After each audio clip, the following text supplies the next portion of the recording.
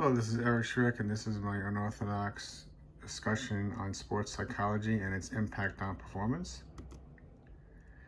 The ultimate goal of a sports psychologist is to describe, explain, predict, and ultimately change human experiences and behavior in the context of sporting activities.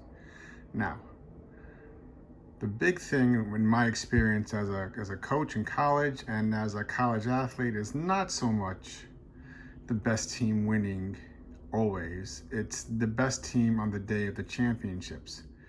And a big problem coaches run into when coaching teams for championships is getting them ready to perform on the specific day, or days, as track meets usually go 3 or 4.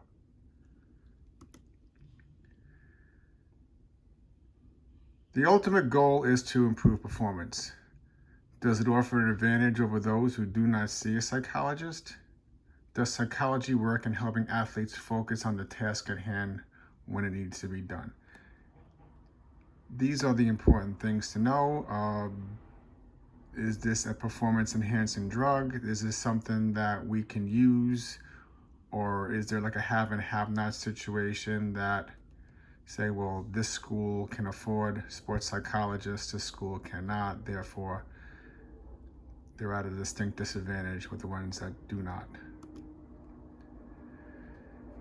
The role in creation of pressure and training, perspectives of athletes and sports psychologists. Study was created to prepare athletes for pressure and competition. Pressure training was applied to 8 international level athletes who were each assigned a psychologist. Summary: pressure training can help athletes adjust to pressure and competition. This is actually a really good study.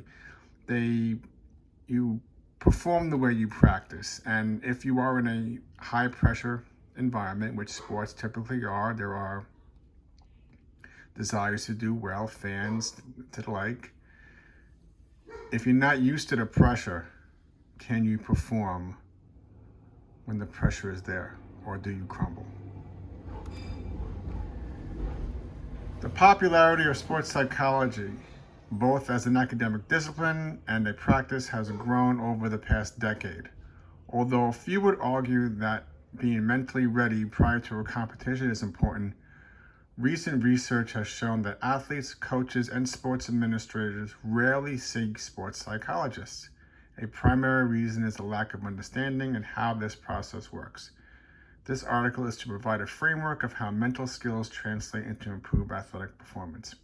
I was the pole vault coach for St. John's University for a couple of years, and one thing I noticed, strangely, is that most collegiate pole vaulters, well, a bunch of them, have anxiety disorders.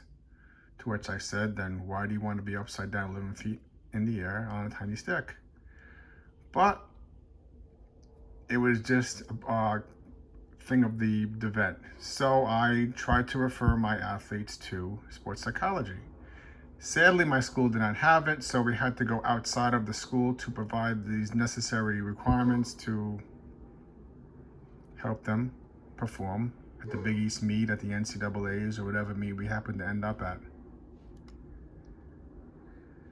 Today, psychology is recognized as an important element in gaining an advantage in sports. Sports psychology offers a considerable advantage.